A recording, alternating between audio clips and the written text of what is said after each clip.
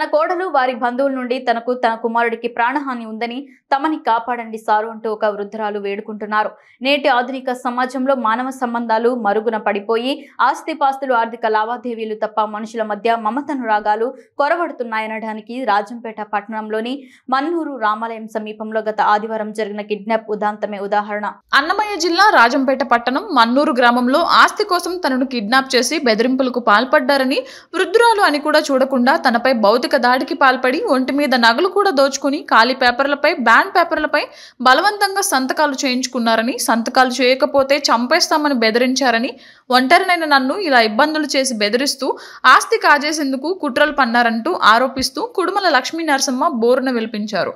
ఈ సందర్భంగా లక్ష్మీ నరసింహ మాట్లాడుతూ తనకు సుబ్బారెడ్డి, శ్రీనివాసులు రెడ్డి అని ఇద్దరు కుమారులు సంతానమని, వీరిలో చిన్న కుమారుడు శ్రీనివాసులు రెడ్డికి ఒంటిమిట్ట మండలం మంటంపల్లె వాసైన రేవతితో సుమారు 9 ఏళ్ల క్రితం వివాహం జరిపించామని తెలిపారు.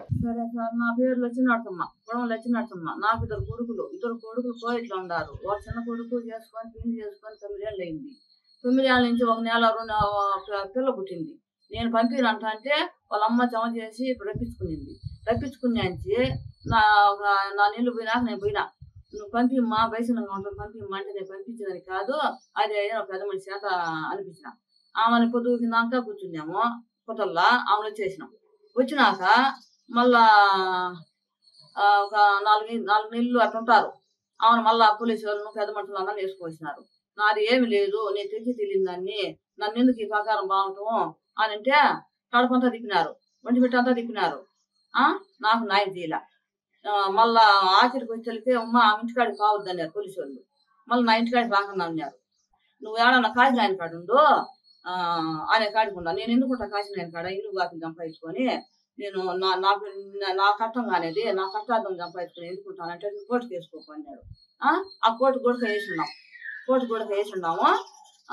ఇంత ఈ ప్రకారము నన్ను ఇది చేస్తుంది రేవతి. ఆదివారం ఆ పొద్దు 5 మంది 3 శనివారం నుంచి తిరిగినారు, శుక్రవారం తిరిగినారంట.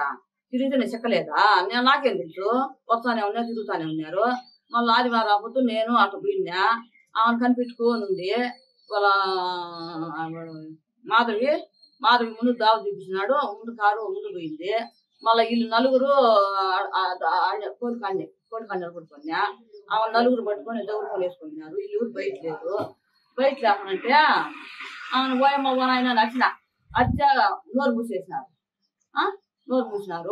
ఏమి రాని పోయేదానికి వచ్చింది, నన్ను ఎందుకు వేసుకోమాత్రం అంటే మీ కోడలు తొలుపురమ్మనింది అని చెప్పినారు. చెప్పి ఒక రాసి అవతల వేసినారు.